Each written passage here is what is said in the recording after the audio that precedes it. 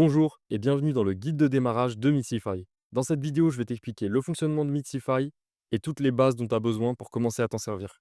Déjà pour commencer, Mixify, c'est quoi? Mixify, c'est une application qui va permettre aux clients, au public d'un événement, de proposer des musiques directement aux DJ. Une fois leur musique proposée, ils vont avoir la possibilité en temps réel de consulter le statut de leur proposition. Ils verront en temps réel la position du morceau dans la file d'attente et son temps approximatif de traitement. Une fois le morceau accepté par le DJ, ils auront la possibilité de voir dans combien de temps leur morceau sera joué et sa position dans la setlist. Dans le cas où le morceau n'était pas adapté à l'ambiance de la soirée ou que le DJ n'a pas pu se procurer le morceau, il a la possibilité de refuser le morceau et le client verra apparaître la raison du refus. Voilà dans les grandes lignes comment fonctionne Mixify. Pour ceux qui se posent la question, la recherche via la page de suggestion de morceaux fonctionne grâce à l'API de Spotify. Les clients ont donc la possibilité de proposer une musique parmi l'intégralité du catalogue de Spotify. Ceci étant dit, passons à la suite. Dans un premier temps, je t'invite à créer ton compte et renseigner ici ton nom d'artiste, de DJ ou alors le nom de l'établissement que tu représentes. Pour les autres champs, tu peux suivre les étapes classiques d'une inscription. Une fois l'inscription terminée, tu devrais être redirigé sur la page d'accueil et à ce moment-là, je t'invite à cliquer sur le bouton Accéder au tableau de bord. Actuellement, vous vous trouvez sur le dashboard Mixify et vous êtes en mode démonstration. Ce mode démonstration vous donne accès à toutes les fonctionnalités de l'abonnement Mixify le plus élevé. Vous aurez la possibilité de créer un événement. Par contre, la page publique ne pourra pas être partagée et elle ne sera accessible qu'à vous pour vous permettre de tester l'ensemble des fonctionnalités de l'application. Pour créer votre premier événement, on va cliquer sur ce bouton Créer votre événement démo. Donc ici, on va pouvoir donner un nom à l'événement. Donc si vous faites le mariage, imaginons, de Stéphane, vous allez appeler l'événement Mariage Stéphane. Si vous travaillez dans une boîte de nuit dont le nom de la soirée est, imaginons, Glow Up, bah, vous allez appeler votre événement Glow Up. Nous, pour l'exemple, on va appeler l'événement tutoriel. Ensuite, vous pouvez sélectionner un type d'événement. Pour ma part, on va mettre soirée. Une fois que c'est fait, vous pouvez créer votre événement. Étant donné qu'on est en mode démo, on ne peut créer qu'un seul événement. Donc comme vous pouvez le voir, ici on a notre événement tutoriel qui a été créé, on a la date de création. Donc on va maintenant pouvoir explorer les différents boutons. Si on clique sur page publique, ça nous donne accès à la page de l'événement. La page publique, c'est la page qu'on va partager aux clients, au public de la soirée, et c'est sur cette page qu'ils pourront proposer leur musique. La page DJ Dashboard, on va y revenir, c'est ici que vous pourrez traiter toutes les suggestions de vos clients.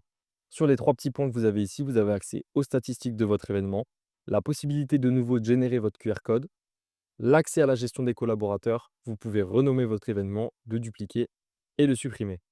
La question qu'on se pose maintenant, c'est comment partager la page publique pour les clients afin qu'ils puissent proposer leurs morceaux. Donc il y a deux possibilités. Soit on clique droit et on copie le lien, soit on fait un clic droit sur le bouton de page publique et on copie le lien de la page. Ou alors vous avez la solution plus traditionnelle et que moi je privilégie généralement sur les événements, c'est l'utilisation d'un QR code. Donc quand on clique sur ce petit bouton, ça nous ouvre le générateur de QR code. Donc on a la possibilité de personnaliser la couleur de fond, de changer le titre affiché sur le QR code. Et ici, vous avez la possibilité de mettre le nom du DJ, donc DJ YouTube. Mais vous avez également la possibilité de retirer tous les champs et d'avoir seulement le QR code, par exemple sur fond transparent, pour pouvoir le télécharger et le mettre sur un design pour une affiche ou pour un événement. Une fois que vous avez modifié tous les paramètres, vous avez la possibilité donc de télécharger le QR code en HD. Ici, on retrouve l'URL du QR code. Si vous voulez la copier directement, c'est aussi possible. Une fois que vous avez partagé votre QR code aux invités ou aux clients, je vous invite maintenant à cliquer sur le bouton DJ Dashboard et l'événement peut commencer. Ça y est, vous êtes sur le tableau de bord, c'est ici que vous allez pouvoir gérer toutes les suggestions des clients. Pour commencer, je vous invite à ouvrir. Pour commencer, on va cliquer sur le bouton des paramètres en haut à droite et on va passer le statut de l'événement en actif. Une fois que c'est fait, vous pouvez voir ici que le statut s'est actualisé et qu'on est en actif. Je reviendrai sur le bouton des paramètres un peu plus tard dans la vidéo. On va se concentrer pour le moment sur le tableau de bord. Ici, vous avez la possibilité de voir le nombre de personnes en train de consulter la page de proposition des morceaux. Donc si j'ouvre la page des propositions des morceaux, on va voir de suite qu'on passe à un utilisateur en ligne. Donc ici, je vais proposer un premier morceau, Premier Gaou, qui apparaît instantanément dans les suggestions en attente. On peut voir qu'il clignote pour nous signaler qu'il vient d'être proposé. Si vous souhaitez accepter le morceau, vous avez juste à cliquer sur le bouton vert. Le client recevra une notification lui indiquant que son morceau a été accepté et qu'il sera bientôt diffusé. Juste ici, vous pouvez voir l'heure exacte à laquelle le morceau a été proposé et juste ici, vous pouvez voir l'heure à laquelle vous avez accepté le morceau. C'est toujours bien pour savoir à peu près où on en est dans le traitement des demandes pour éviter de faire attendre les clients trop longtemps. Vous l'aurez compris, en cliquant sur le bouton bleu ici, ça marquera le morceau comme joué et le client aura une notification lui indiquant que le morceau est en cours de lecture.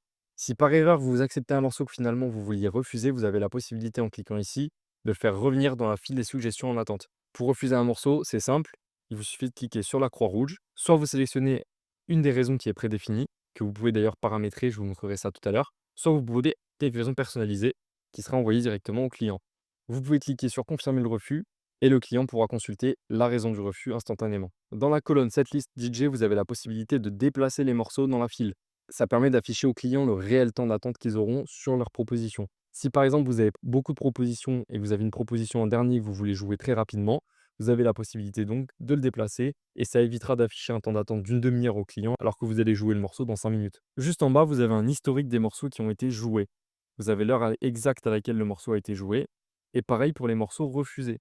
Vous avez l'heure à laquelle le morceau a été refusé et la raison du refus. Ça vous permet de vous assurer que vous n'avez pas écrit n'importe quoi et bientôt il sera possible de modifier la raison du refus une fois qu'il a été refusé.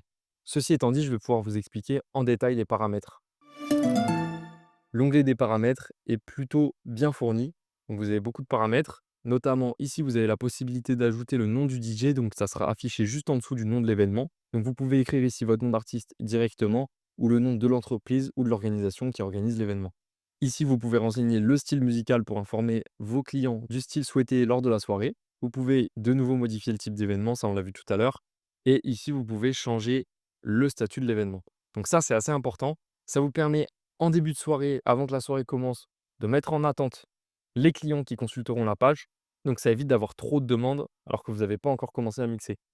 Et ici, ça vous permet donc de marquer l'événement comme terminé et d'afficher une page de fin avec des remerciements et des statistiques sur le nombre de propositions que les clients ont fait et sur le nombre de propositions qui ont été acceptées. Et dans la zone de danger ici, vous avez la possibilité de réinitialiser la session. Donc ça peut être utile si vous organisez la même soirée de manière récurrente et que vous ne voulez pas recréer un événement à chaque fois. Vous avez juste à réinitialiser la session et vous repartez de zéro avec les mêmes paramètres que la fois d'avant. Donc ici, si on le fait, je vais vous montrer. Hop, on nous demande quand même si on est bien sûr pour éviter les fausses manips.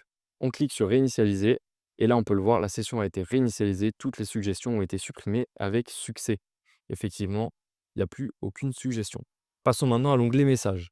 Le message d'attente, c'est le message qui sera affiché aux utilisateurs sur la page d'attente. Donc, vous pouvez écrire n'importe quoi, ça vous permet juste d'afficher un message personnalisé. Et ici, on a la possibilité donc de personnaliser les raisons de refus. Donc ça, c'est ce que je vous avais montré tout à l'heure. On a 3 raisons qui sont renseignées par défaut, mais vous pouvez en rajouter. Par exemple, si vous voulez être un peu plus précis, vous pouvez dire que le tempo de la musique est trop rapide ou qu'il est trop lent.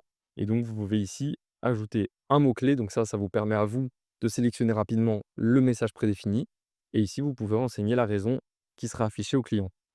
Vous appuyez ensuite sur «Ajouter une raison» et hop, vous avez votre raison qui a été ajoutée. Vous pouvez sauvegarder les paramètres et lorsque vous refuserez un morceau, vous aurez cette nouvelle raison qui apparaîtra. Vous cliquez dessus, vous confirmez le refus et on peut voir ici, dans l'historique, que la raison a bien été enregistrée. Passons maintenant à l'onglet «Paramètres techniques». Ici, vous avez la possibilité de modifier le temps d'attente entre les suggestions. Donc ça va être le temps d'attente pour les utilisateurs entre chaque proposition. Si vous n'avez pas beaucoup de clients sur votre événement, vous pouvez mettre un temps d'attente relativement court.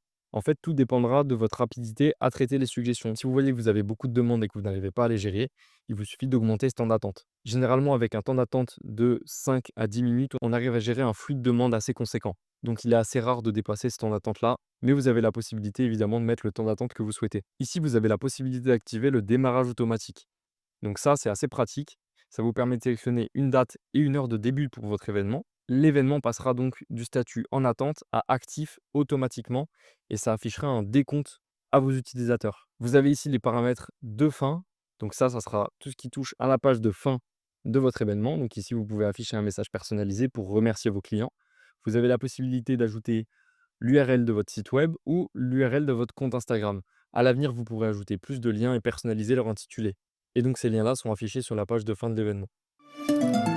Le dernier onglet, l'onglet Spotify, est un peu plus important. On va un peu plus rentrer dans les détails sur celui-ci.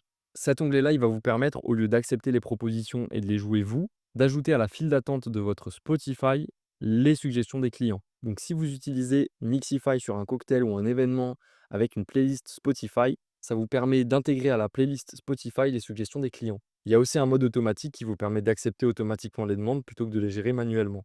En gros, c'est un jam Spotify, mais boosté. Pour commencer à utiliser le mode Spotify, il faut que vous vous connectiez à Spotify.